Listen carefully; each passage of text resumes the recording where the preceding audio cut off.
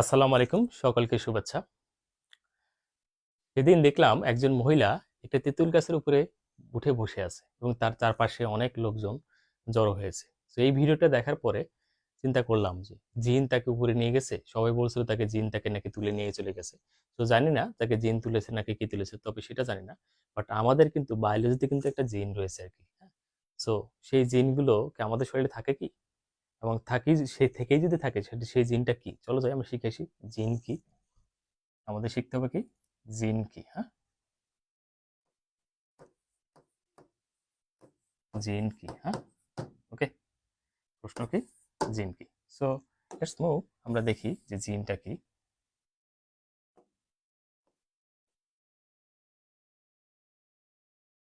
তো প্রথমে দেখো, আমি একটা নিউক্লিয়াস দেখাচ্ছি, এটা একটা নিউক্লিয়াস।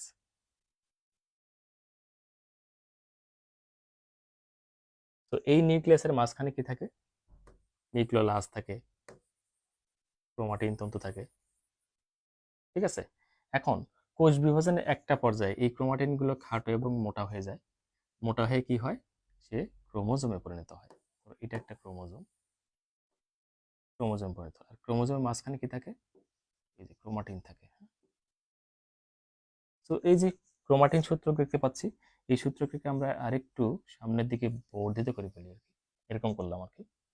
আর এখান থেকে যদি আর বেশি জুম করে ফেলি তাহলে কেমন হয়, এরকম হয় আর কি। ওকে, এরকম আসলো আর কি। সো ভালো কথা। আর এইখানে কি কি থাকবে দেখো, এইখানে আরো কিছু উপাদান কিন্তু থাকবে। এখানে গোল গোল কিছু উপাদান থাকবে, এই যে গোল গোল কিছু উপাদান আছে এখানে, রাখলাম। ওকে, সো তাহলে আমরা কি পাচ্ছি, এই যে ক্রোমোজোমের মাঝখানে যে ক্রোমাটিন আছে আর কি, তো সেই ক্রোমাটিনে কিন্তু দুটি উপাদান থাকে। কি কি উপাদান, এক নম্বর উপাদান হলো, এক নম্বর উপাদান হলো প্রোটিন। এই যে গোল গোল গুলো দেখতে পাচ্ছ না, সেগুলোর কি, প্রোটিন। আর দুই নম্বর উপাদান হলো এই যে সুতাটা, এই সুতা, এটার নাম হলো নিউক্লিক অ্যাসিড।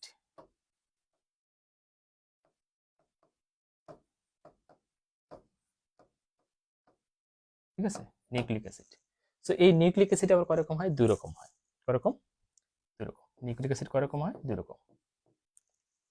ওকে, নিউক্লিক অ্যাসিড কয় রকম হয়, দুই রকম। একটা হলো ডিএনএ, একটা হলো কি, আরএনএ। এখানে যেটা আছে সেটা কিন্তু ডিএনএ, সেটা কিন্তু আরএনএ নয়। সেটা কি আছে, এখানে ডিএনএ দেখতে পাচ্ছি।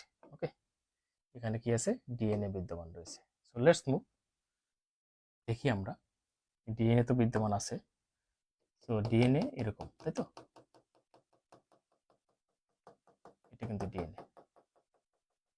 ওকে, সো এই পর্যন্ত দেখো যে আমরা দেখলাম যে ক্রোমাটিনের কি আছে, গোল গোল গুলো হলো প্রোটিন, আর সুতার মতো অংশের নাম হলো নিউক্লিক অ্যাসিড। নিউক্লিক অ্যাসিড কয় রকম হয়, দুই রকম হয়।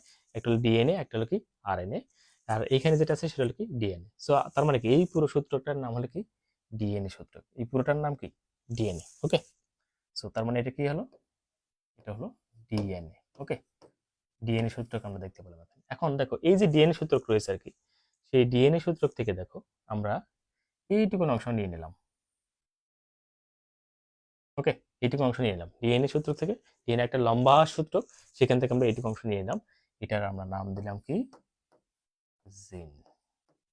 তো তাহলে আমরা পেয়ে গেলাম জিন। ঠিক আছে, জিন পেয়ে গেলাম, যেটা নিউক্লিয়াস, দ্যাটস মিন কোষের মাঝখানে ছিল। কোষের মাঝখানে থেকে নিউক্লিয়াস, নিউক্লিয়াসের মাঝখান থেকে ক্রোমোজোম, ক্রোমোজোমের মাঝখান থেকে ক্রোমাটিন। ক্রোমাটিনকে ভাঙলে দুইটা জিনিস পাওয়া যায়, একটা প্রোটিন, একটা হলো কি, ডিএনএ।